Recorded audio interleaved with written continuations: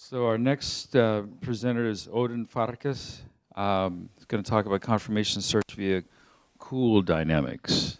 Thank you very much. So, ladies and gentlemen, first I thank the organizers and ChemAxon to make me possible to be here and talk about this topic, which started quite a few years ago, but there was no support, there was nothing behind it, but finally ChemAxon found it to be interesting enough, so we used it for the new Conformation plugin, for the development of the new Conformation plugin. I think that an example can tell you more than many words. So first is a C13 chain. It's a sample molecule, but flexible and has many conformers, so it's a good example for this. And for conformational search, we need high energy, so it runs at 5,000 kelvin, so quite high energy. And at the left side, with the regular dynamics, you can see that we can get quite distorted structures. Just look the terminal methyl groups, for example. But on the right side, the conformational changes go on well, but there is no distortion.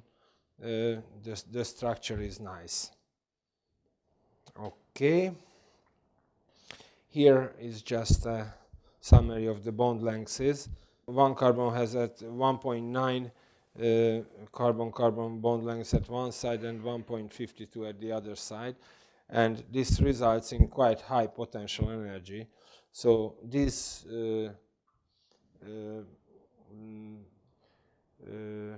cutted out structures from the trajectories have the regular dynamics produced 578 kilocalories per mole, while the cool dynamics produced 35 kilocalories per mole, which tells the story in itself. How it was done? It's practically based on the thing that we do not freeze the internal coordinates, so bond lengths and bond angles, like it's done in constrained dynamics, because in constrained dynamics you run on a different potential energy surface, and it's demonstrated with these potential energy curves on Lorazepam, which has one rotatable bond, and these are the potential energy curves while rotating around this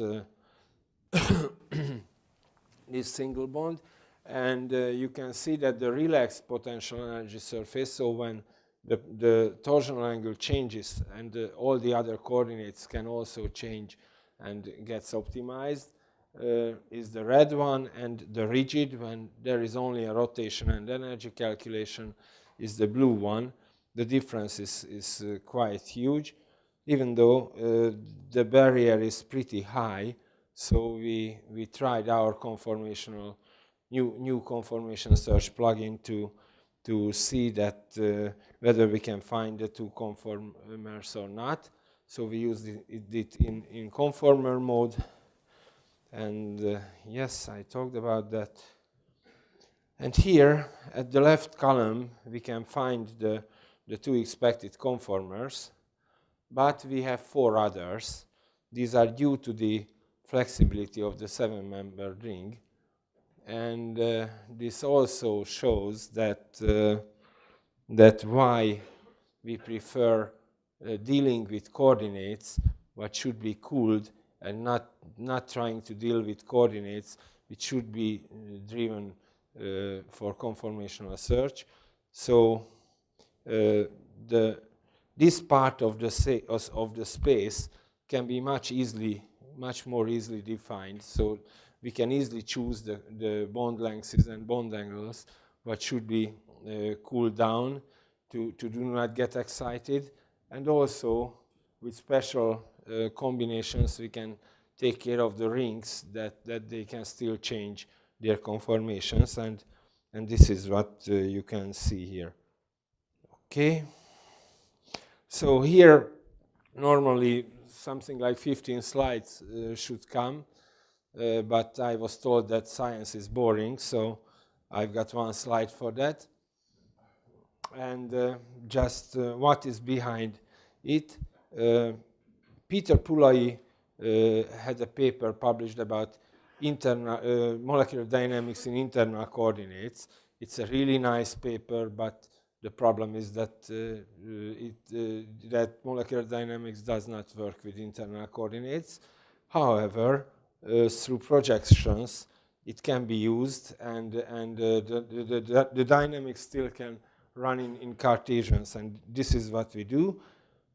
We project the momentum, and sometimes it's better to avoid redundancy, so we use natural internal coordinates, also thanks to Pulai. And with the fast transformation method, what I was developed with Bernie Schlegel, was used first, but then for better scaling we utilized the Sparks-Cholesky decomposition, and it seems that the marriage of the two gives the final solution and the best speed.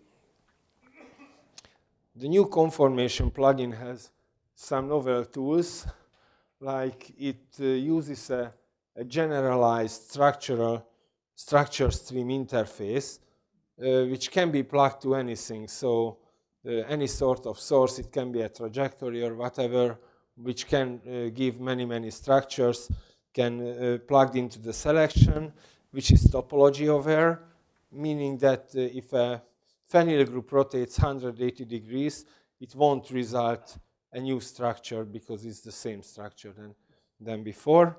And of course, conformer search can be done with the optimization turned on. We use the MMFF94 force field, which is available now in Marvin, and the default stream source is Cool Dynamics, of course.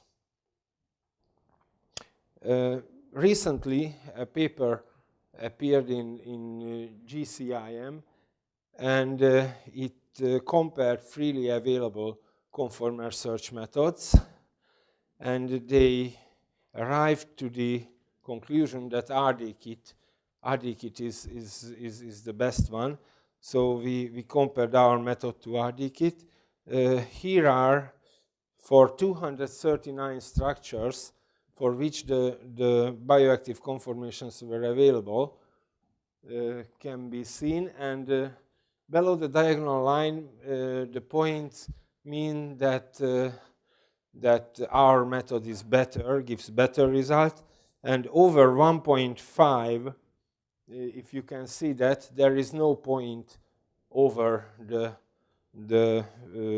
diagonal line. All points are below that. So as further looking for the other details can show that if we have a more flexible structure, then our conformation plugin is more advanced and gives much better results. All right. So now I show you a few examples of the MMFF94 force field and the Cool Dynamics. So it's a water dimer. At the left side, it's regularly just two molecules, and at the right side, one molecule or a part of the molecule is glued to the space, so cannot move.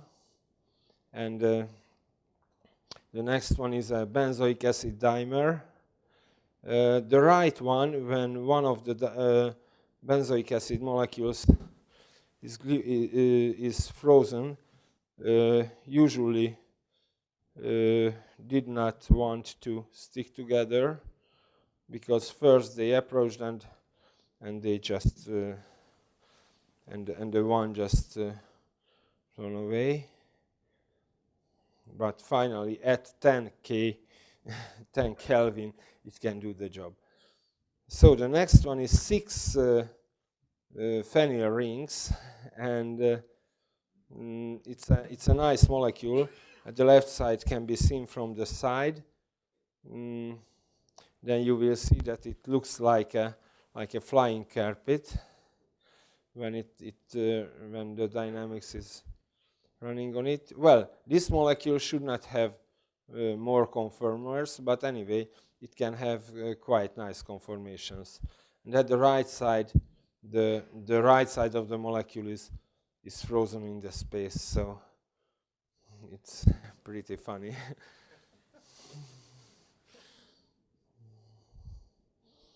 Okay, and as we can work with large systems, not dynamics on the whole protein, but with MMFF94 force field, but at least we can run a simulation on the active site. Well, you will see as we approach it that not many things can be seen. So therefore, we cut out just the cage, and let's see that. So some atoms are frozen, and the rest can move. In this is a quite high energy, and the water molecule gets fired off from the pocket, and takes quite a lot of energy with it. If you can see, it will happen soon. Now it starts and moves out. Okay.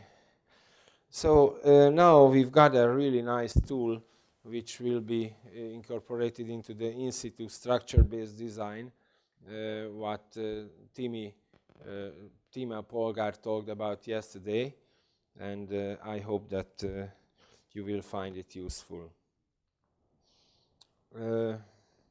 I want to thank the Discovery team, Tima Polgár. I've got one slide from her, and also many help. Gábor Imre, Philip Sedlak, Adrián Kalászi, and Miklós Szabó, who is the leader of the team. And thank you for your attention, but I just pop up the references which were used during the slides.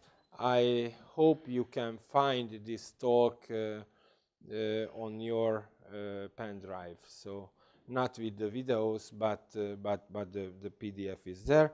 So at the end, during the questions, I will run the videos just for your... Thank you very much for your attention.